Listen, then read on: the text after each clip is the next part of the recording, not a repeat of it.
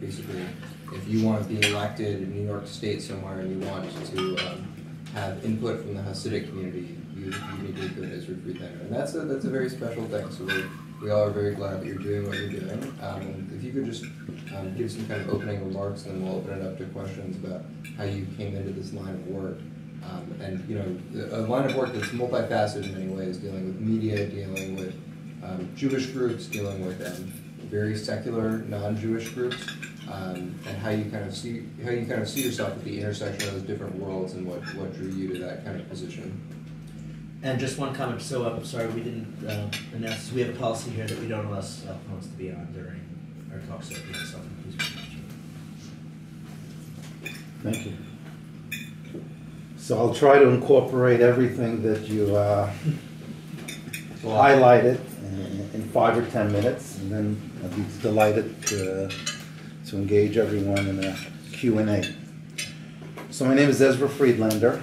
I was born in Brooklyn, New York. My parents technically were born in, my father was born in Budapest, Hungary as well.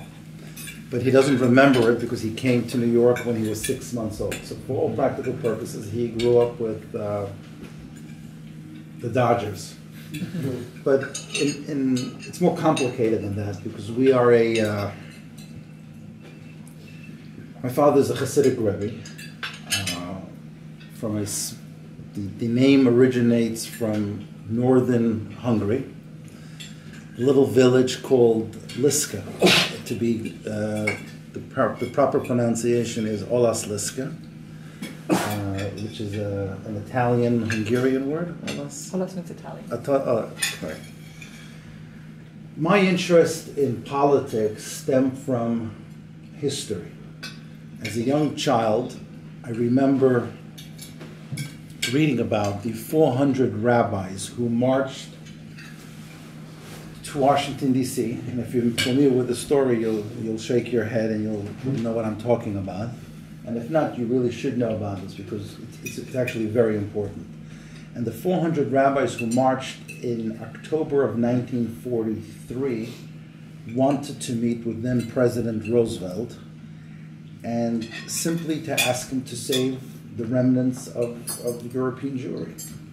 And they literally, I'm sure everyone heard the expression, they couldn't get past the front door, they couldn't get past the front gate. This is when the gate was a little more secure than it is now. Literally. And for me, that was a seminal moment. I think that's a proper way of, it really made me stop and think, what does it mean? There are millions of Jews that are being killed, and no one has the power to speak to anyone who could actually stop it. And we can go into that whole conversation, because since then there have been numerous genocides, and we also haven't done our job. But for the sake of this conversation, I'd like to stick to that chapter of history. So for me, I was a kid. I said, you know what? I have to make it my business to get to know every senator there is and every president, because Roosevelt at that time heard about it. It wasn't like today, the president is protected and it's difficult to get to him physically. At that time, in the 1940s, you didn't have that. You know, the president literally, when he left the White House, he would just go out through the front gate. Not today that they're just physically separated. And he snuck out through the back door, and they were forced to go to the Capitol, and they met with the vice president at the time, Garner. During that time period, the vice president's position was inconsequential. It was a figurehead.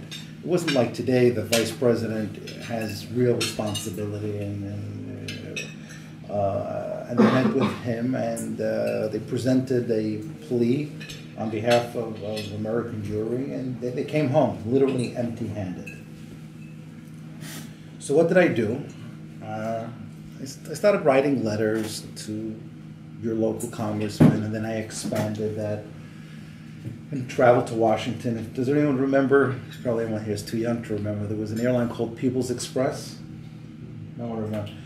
For $49, you could go back to Washington, back and forth, literally, and you would pay on the plane. You would like take out $49, and you would like.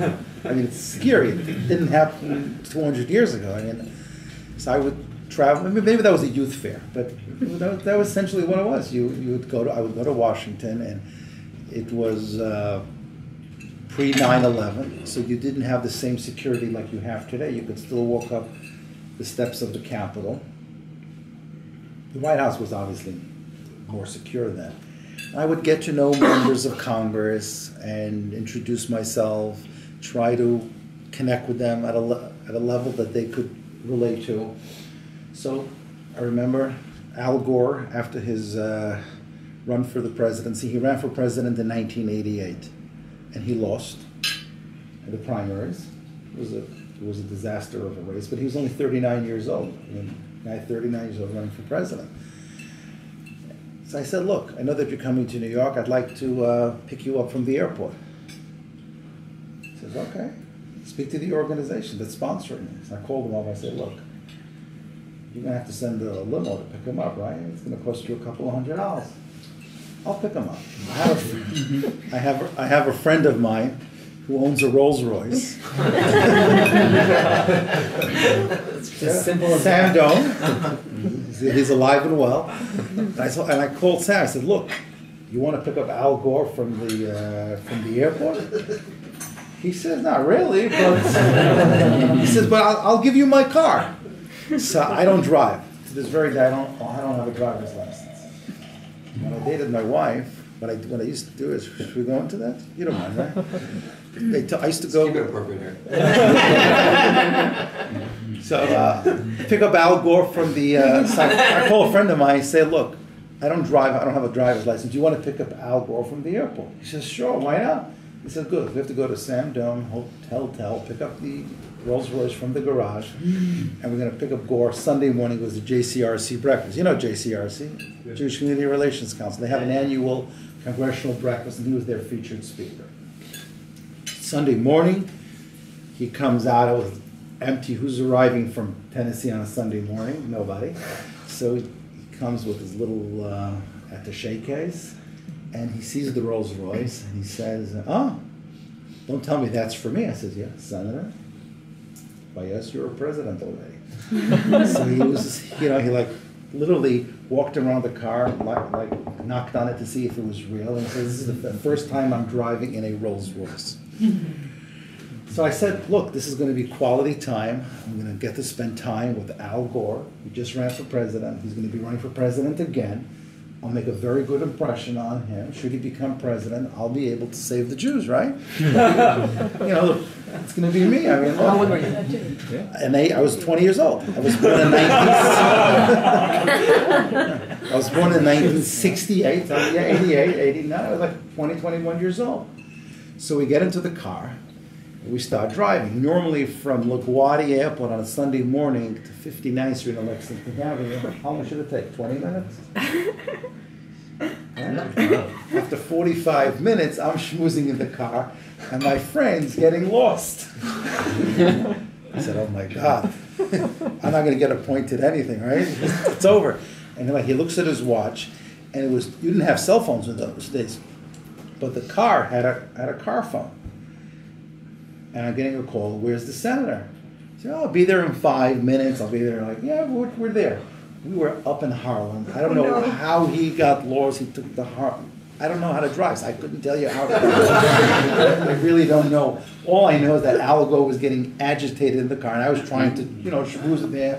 What do you think about this? What do you think about that? And the last thing on his mind was my conversation with him. So it was quite tense, and Al Gore lowered the window. He said, how do I get to... He was like asking for directions. I mean, it was surreal. All I envisioned, like we're arriving at 12 noon after the lunch is over, after the breakfast is over. Make a long story short, we got there on time, a little bit late, but he made it in one piece. So talking about trying to get to know elected officials, that was my modus operandi. It wasn't that successful, but over time you got to know the system, and you got to know members of Congress and their staffs, and how Washington works. And it's complicated, but not as complicated as some of the studies that you're undertaking. And it's more about human relations and to understand what the other party needs. Unfortunately, today there isn't enough of people who want to make a deal. We can discuss it later. It works. It cuts both ways, both good and bad. And over time, I developed my hobby into a profession. So I joined the staff of a local elected official. He was actually, Dov Hiken, he was actually reelected yesterday. He had a serious challenger, but he prevailed, and we won with 78% of the vote. Someone threw $1 million at him at a state assembly race, but he threw back $500,000, and he prevailed. And over time, I developed an interest and an expertise, and organizations would approach me and ask me to consult with them on their projects. And approximately, it was after Mark Green ran for mayor. Does anyone remember that? He ran for mayor of New York City. Primary day was 9/11, and the primary was canceled because of the enormity of the tragedy, and they pushed off the election. And then Bloomberg ran on Giuliani's coattails. Giuliani endorsed Bloomberg, who at the time was just another billionaire worth $3-4 billion to spend his money, and he won't go anywhere. But because of Giuliani's endorsement, Mark Green, who was the Democratic nominee, lost the election, and Bloomberg became the mayor. And when Bloomberg became the mayor, I said to myself, look, yeah, we're not moving into City Hall anytime soon. So I said, look, I think it's about time that we create an official format, the Friedlander Group, and start representing clients. And we did that, and we do that, thank God, successfully.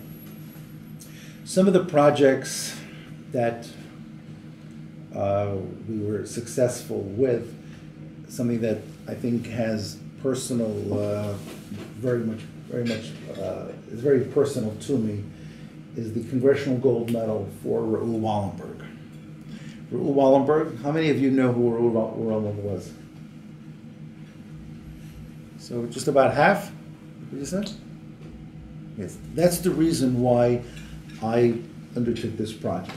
Raoul Wallenberg was a very famous, or should be more famous, but a Swedish diplomat who saved 100,000 Jewish lives literally during the last days of World War II. He was sent by the War Refugee Board, which was an agency established by President Roosevelt in January of 1944. He was pressured by the then Treasury Secretary Henry Morgenthau Jr., who, when confronted with overwhelming evidence that millions of Jews have been killed and the U.S. was doing absolutely nothing, forced Roosevelt into establishing an agency which would hopefully be able to save the remnants of Hungarian Jewry. Raoul Wallenberg was recruited. He came from a very affluent and privileged family, sort of the DuPonts, Roosevelt, Kennedy, Rockefeller, all rolled into one, and came to Budapest as a Swedish diplomat. And what he did was he followed, there was a Swiss diplomat, Karl Lutz, who came up with a very innovative idea. He would rent private houses, put the flag of Switzerland, and said this is protected territory, it's extraterritorial, it has diplomatic immunity. But he did that in a very daring and expanded on that, and tens of thousands of Jews were saved because he had the courage and the conviction and the fortitude to save so many Jews in such a small, limited amount of time. And he was arrested in January of 1945 before they were about to liquidate the ghetto in 1945, and he threatened the Germans at that time that if we'll bring you up on war charges should you go ahead with your plans to deport the Jews to Auschwitz. Make a long story short, the Russians abducted him, kidnapped him. To this very day, no one knows whatever happened with him. The Swedish government is at fault. We, the Americans, basically forgot all about him because Russia then was the beginning of the Cold War, and we weren't prepared to risk something just because one guy saved 100,000 Jewish lives. Like, how important is that? Tom Lantos, who was elected to Congress. How many people heard of Tom Lantos?